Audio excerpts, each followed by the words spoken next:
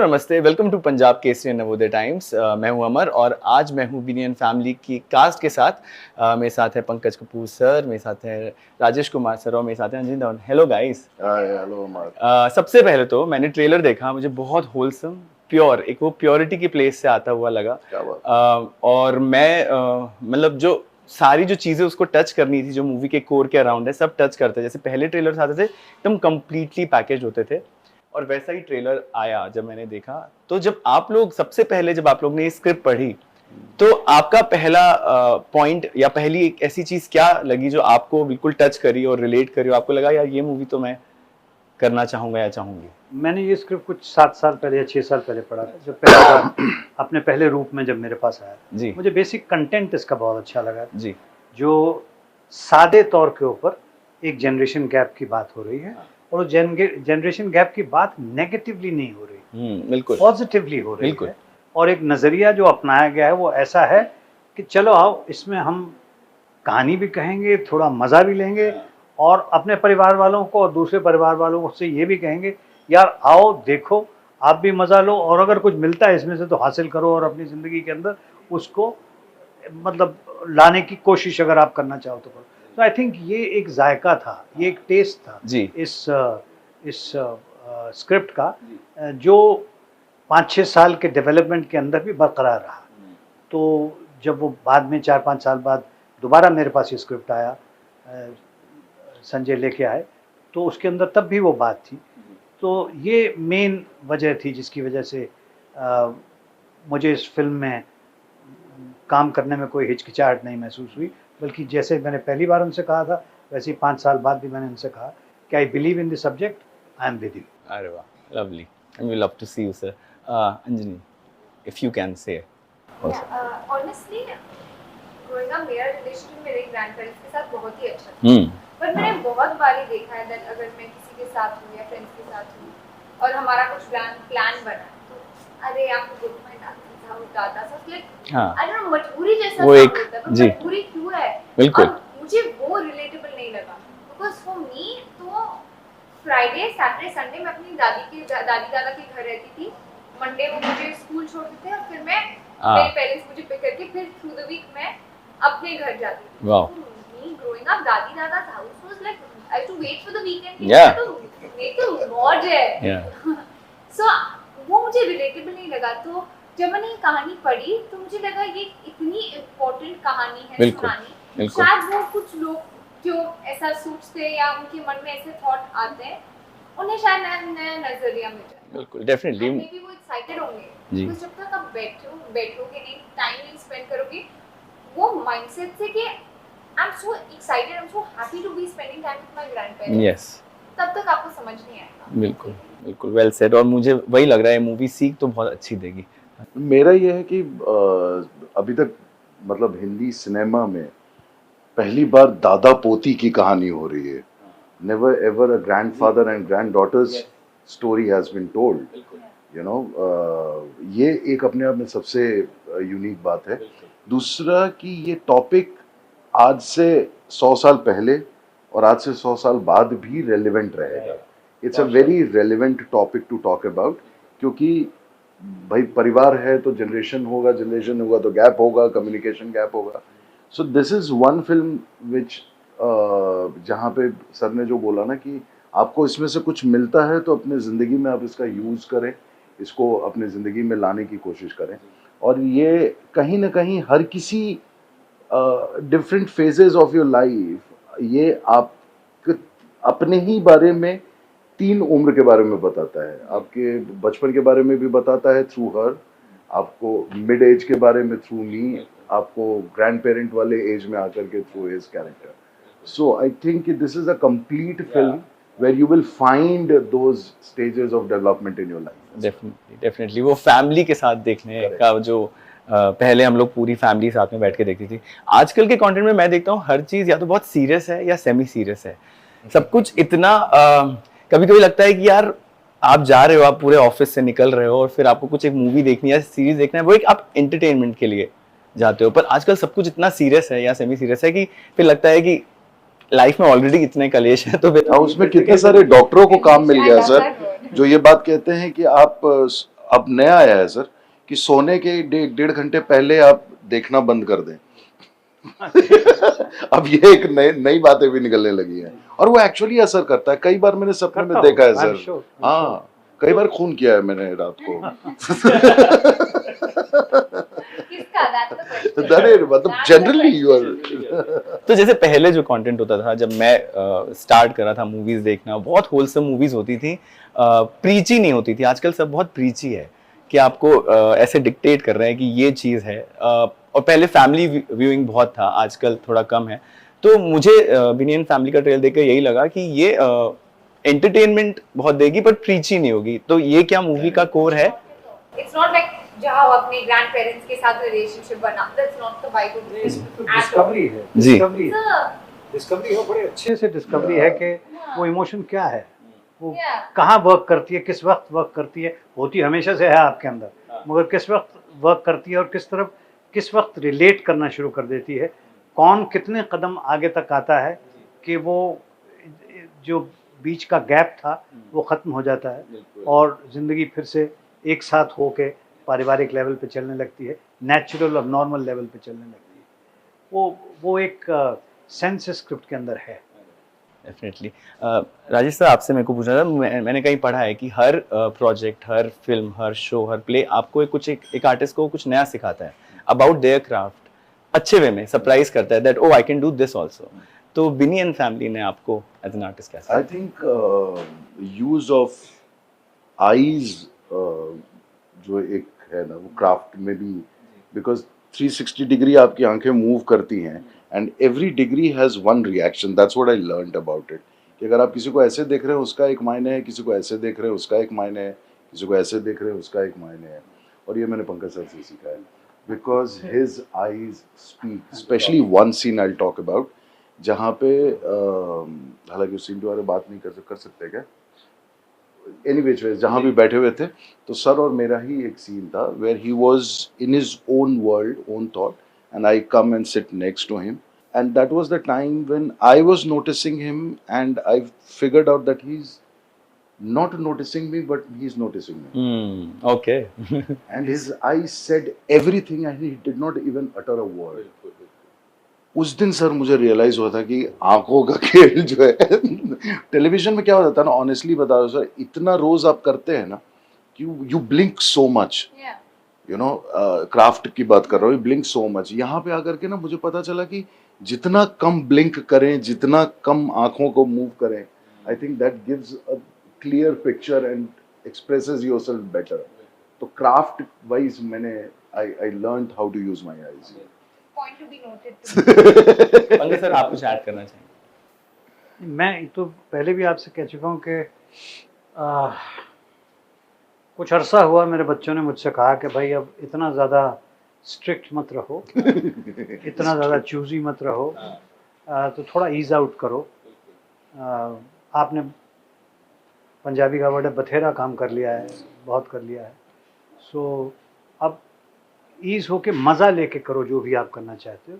तो उसका पहला मेरा ख्याल है हिस्सा जो था वो ये फिल्म थी, जहाँ पे मैं मेंटली कहीं ना कहीं प्रिपेयर होके आया था कि I am going to have fun, क्योंकि कहानी भी ऐसी है, लोग भी ऐसे हैं, इनको तो फन लविंग कहा ही जाता है। तो ये बच्ची भी जो है, ये पहली बार जब मैं इससे मिला था या हमने काम शुरू किया तो it was all very natural, you know, simple, and soon enough we all became comfortable with each other.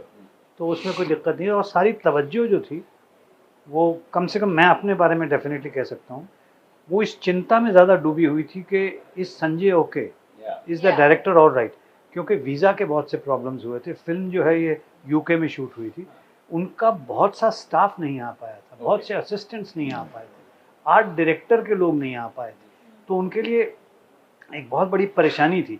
Sound recordist के लोग नहीं आ पाए थे। सो मेरी एक चिंता उसके बारे में हमेशा रहती थी कि यार I hope he is okay, but hats off to him कि उन्होंने कितनी शिद्दत के साथ और विल पावर इस्तेमाल करके और पॉजिटिविटी के साथ वो लगे रहे। And I think the film, the eventual outcome is a reflection of what he went through.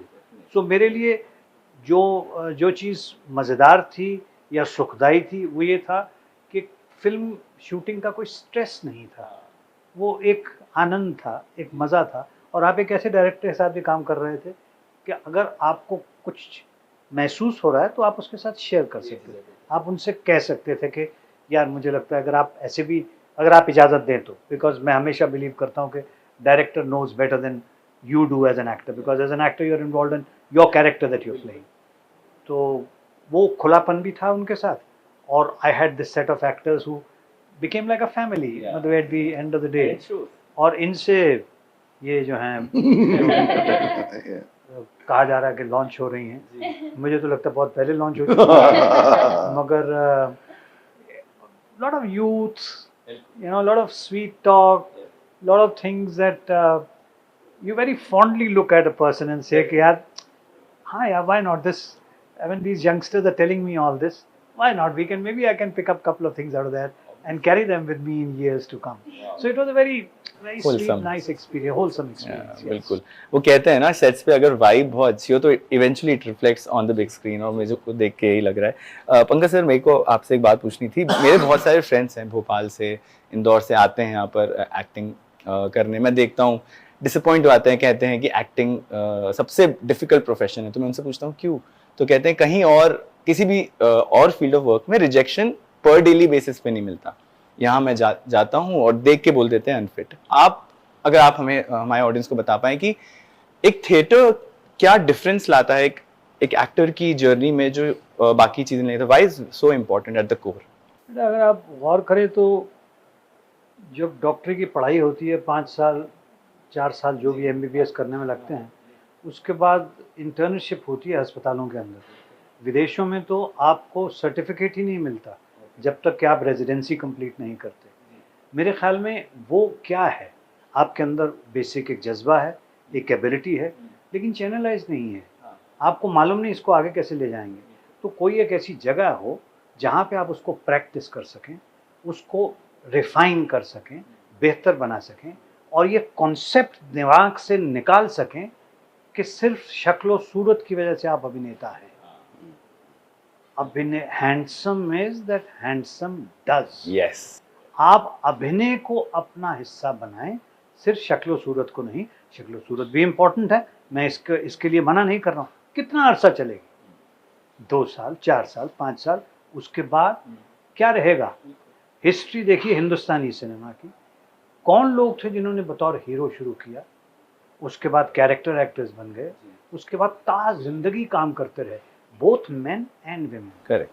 जिन लोगों ने सिर्फ एक अरसा गुड लुक्स का और स्टारिज्म का हासिल किया, वो कुछ अरसे के बाद फेड आउट हो गए, फेड अवे हो जाएगा। और उनमें से कई नाम ऐसे होंगे जो शायद आपको याद भी ना हो। सो क्या चीज़ है जो जिंदगी भर टिकी रही? एबिलिटी, मादा। तो वो मादे को तैयार करने के लिए, उसको सीजन करने के लिए या प्रैक्टिस करने के लिए कोई जगह तो आपको चाहिए ना। करेक्ट। अदरवाइज अगर आप कैमरे के आगे आके या किसी के सामने आके सिर्फ शक्ल दिखाएंगे, तो शक्ल से देख के वो आपसे कह सकते हैं मुझे आपकी शक्ल पसंद नहीं, आप चले जाइए। बिल्कुल। कौन बड़ी बात है। और some of the best actors, some of the best stars in the country have gone through this. It's not only these people who are feeling like this, but who has stayed on. Same people's abilities have stayed on. When they showed their abilities as actors and they connected with their audiences, there was nothing to stop them. And they are still on. They're still going on. And historically, if you see, well, we can take examples of Pran Saab, of Ashok Kumar ji, of, I mean, what to say of Dilip Saab, and etc. Look at Mr. Bachchan today. Look at Nasiruddin Shah. Look at Om Puri. Look at some of these, I mean, Sharmila ji. Some of these actors who started off as top class heroines, etc. etc. तो जो चीज़ अहम है वो अपने काम को तराशना है। देखिए, मैं बहुत छोटा था जब मैं एक MLA थे लुधियाने में, जिनके पास मुझे मेरे फादर ले गए कि ये अभिनेता बनना चाहता है। मैं अभी बना नहीं, शुरू नहीं किया। कितने साल के थे? जी मैं होऊंगा 16-17 साल। अच्छा जी। 17-18 का होऊंगा। तो उन्होंने एक बड़ी कमाल की बात कही थी जो मेरे अंदर अटक गई। उन्होंने कहा कि अच्छा अभिनेता बनना चाहते हैं बेटा, बहुत साल लगेंगे मेहनत करने में। आप देखो कोई म्यूजिशियन जो है वो जब अपना काम शुरू करता है तो कितने साल रियाज करने के बाद उसको एक स्टेज शो मिलता है। हमारे यहाँ हम 3 हफ्ते का एक एक्टिंग कोर्स करके 4 हफ्ते का एक एक्टिंग कोर्स करके फिल्म के लिए चले जाते कि जी बताइए मैं पिक्चर में मेन रोल कर सकता हूँ कि या मुझे अपने कैरेक्टर, और फिर बिल्कुल डिप्रेस होकर अपने अपने गांव में या अपने अपने, अगर आपके अंदर वाकई जज्बा है काम करने का, तो आप अपने आप को बेहतर बनाने की मुसलसल यानी लगातार कोशिश करें। अगर करेंगे तो there is no reason and there is no stopping you. There will be time when you will get that break and you will show your talent to the world, to the audiences. If one person can, if 2 people can, why can't others do it? आप रियाज करते हो, आप rehearsal करते हो, उस चीज को बेहतर करने की कोशिश करते हो अंडर द गाइडेंस ऑफ को एक्टर्स एंड योर डायरेक्टर। बिल्कुल। तो वो एक कंडीशनिंग हो जाती है। फिर एक अरसे के बाद ऐसी सिचुएशन आपके अंदर पैदा होती है, जब आप कैमरे के सामने जाते हो तो ये सब चीज़ें नेचुरली आती हैं, क्योंकि आपने उसका रियाज किया। अदरवाइज आप हमेशा जाके मॉनिटर देखते हो कि मैंने ठीक किया कि नहीं किया, वो एक इनसिक्योरिटी है कि यार मैं ठीक कर रहा हूँ कि नहीं कर रही हूँ यार, क्या जो भी, तो वो भी हट जाएगा इवेंचुअली। अगर आपके अंदर वो कॉन्फिडेंस आ जाएगा कि मेरा डायरेक्टर जानता है मैंने ठीक किया कि नहीं किया। या तो तालीम हासिल करें, और तालीम थोड़े लंबे अरसे के लिए हासिल। 2-4 हफ्ते में कोई चीज़ सीखी नहीं जाती, कोई चीज़ सिखाई नहीं जा सकती। And this is a constant struggle. For last 48 years, I am a professional actor. I still am struggling to do a better performance the next time that I go in front of the camera or I go on stage. So I think that desire needs to be there and that conviction needs to be there. Very well said, sir. And I hope all budding actors are listening to this.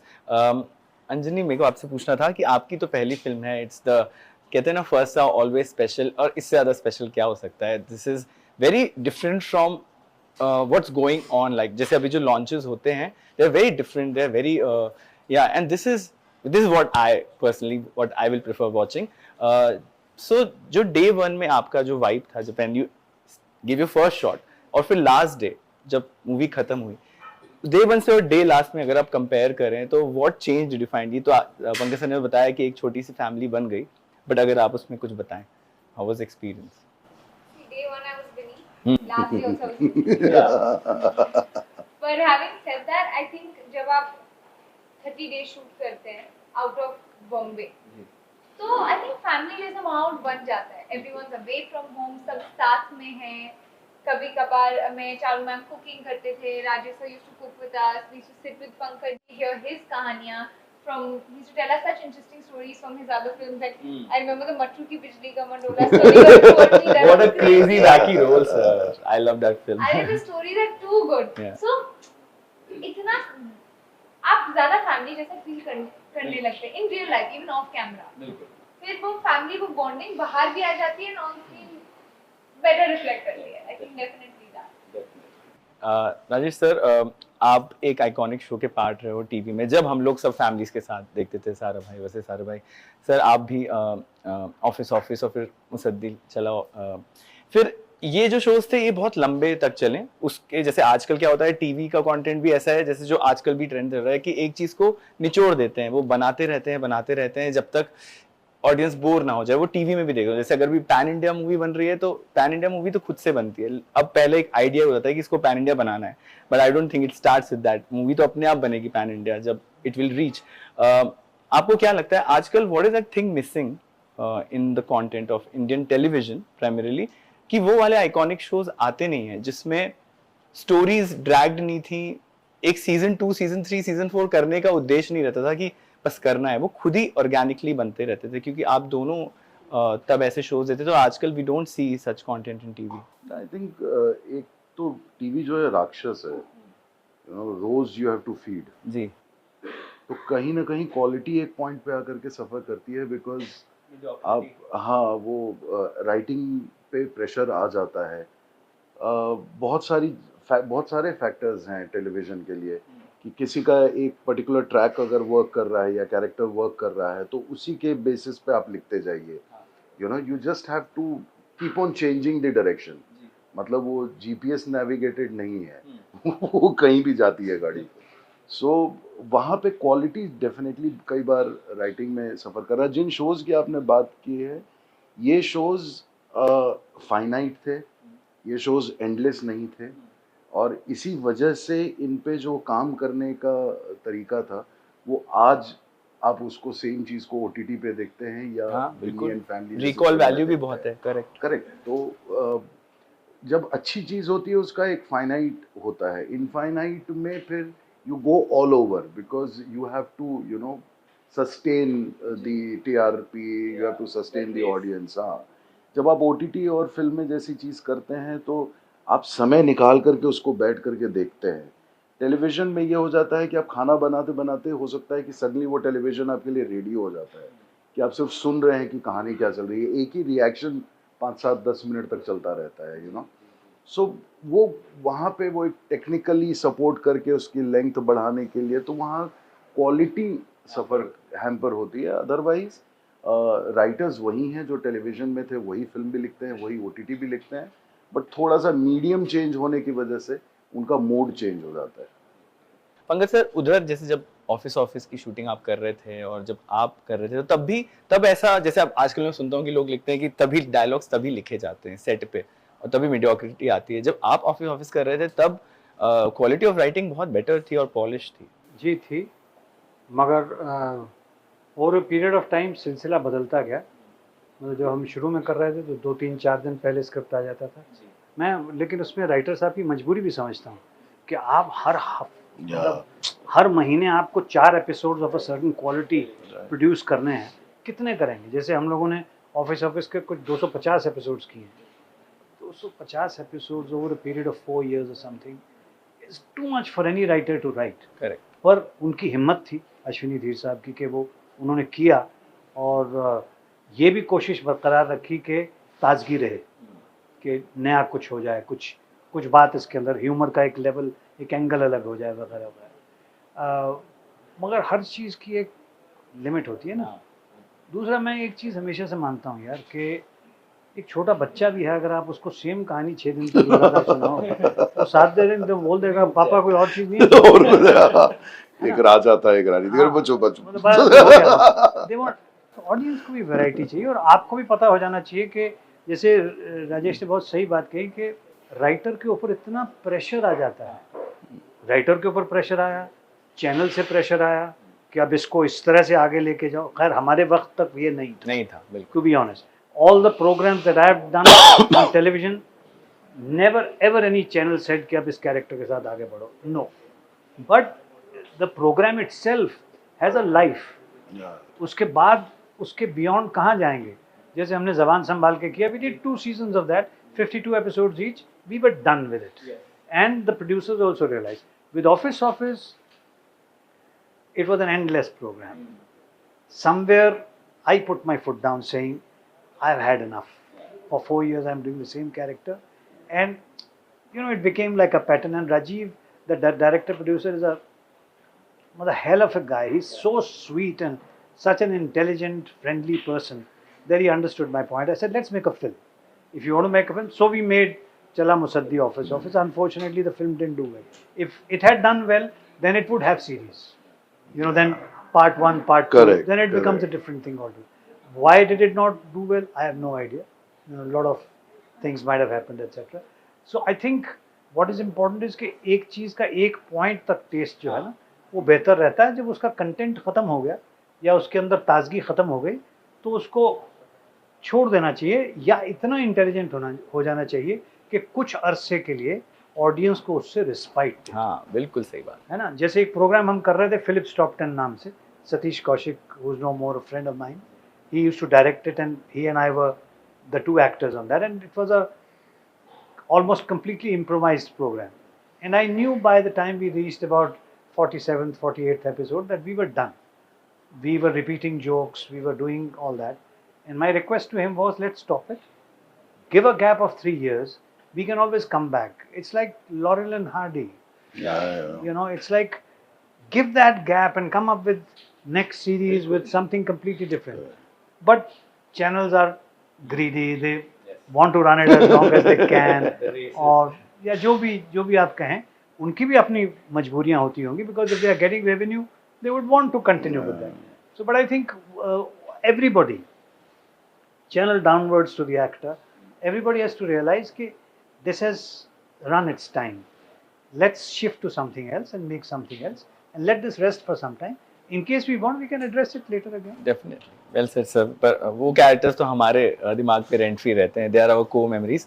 And before we end our conversation, coming back to the film Binny and family, जब आप लोग movie shoot कर रहे थे तो कोई एक point of relatability थी जो आपको लगा कि ये तो मेरी रियल लाइफ में भी हो चुका है विथ माय फादर और माय ग्रैंडफादर और माय चिल्ड्रन, की लगा कि हाँ यार इस पॉइंट पे तो मैं भी हम लोग का भी बीच में एक कॉन्फ्लिक्ट आता था या एक चीज ऐसी होती थी कि हम डिसएग्री करते थे, एग्री करते थे. मुझे लगता है कि संजय सर जो हमारे डायरेक्टर है ना, उनके लिए आसान था समझाना, क्योंकि उनके जीवन में शायद ये घटना ज़्यादा घटी हुई थी और we also come from the same place. तो हम लोग the way we treat our parents और our father the way he has treated grandfather, somewhere that story is on. तो रिलेट करना बहुत, जैसे मैंने कहा कि रेलिवेंट है, ये रिलेटेबल है, यू नो. तो वो इजी था बिकॉज हम लोग जिस छोटे शहर में आते हैं वहाँ पर ये जनरेशन गैप थोड़ा ज़्यादा रिफ्लेक्ट करता है compare to Mumbai and metro. वहाँ पे मतलब आप जॉइंट फैमिली में पहले पल बढ़ जाते थे और अचानक मतलब आपको एहसास होता था बड़े हो गए. सो वो उन्होंने जिस तरीके से समझाया या जिस तरीके से कहानी लिखी हुई थी, आपको बस उस नाव में बैठना था. खेवैया ऑलरेडी डेस्टिनेशन तय कर चुका था and you just had to ride with that. So I think and that is why that whole beauty of you know it feels fresh because it is so relevant that ये वो फूल है कि मतलब हर season में आपको खिला ही दिखेगा. That's what Binny and Family is. बिल्कुल, looks like that only. Anjani, if you want to, अगर आपको कुछ याद आया अपनी भाइयों से बातें या कुछ कि हाँ मुझे लगता है जाना चाहिए with their family, with their parents, with Yeah. their grandparents, because movie खत्म होने के तुरंत बाद सब स्टार्ट हो जाएंगे. Mama, you're exactly like that. Dada, you are exactly like that. And the grandparents will be like, अरे but you are also exactly like that. ये तो होना ही होना है.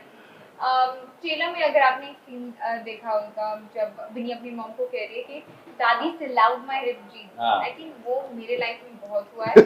I don't think still out वाला ही है पहन के. but जब मैं बाहर जाती थी rib jeans एकदम पहनती थी. मेरे नाना जी हमेशा कहते थे कि मेरे साथ ऐसे जाने का कोई चांस ही नहीं है चेंजन का. फटे हुए कपड़े पहन के मेरे साथ नहीं जाना. वो बहुत प्रॉपर थे. So, उनको बहुत इरिटेशन होती कि एक तो फटे जीन्स के और पैसे दो, कि किचन में सीजर्स है ना लेकिन खुद काम करो. तो वो मेरी लाइफ में बहुत हुआ है. Okay lovely.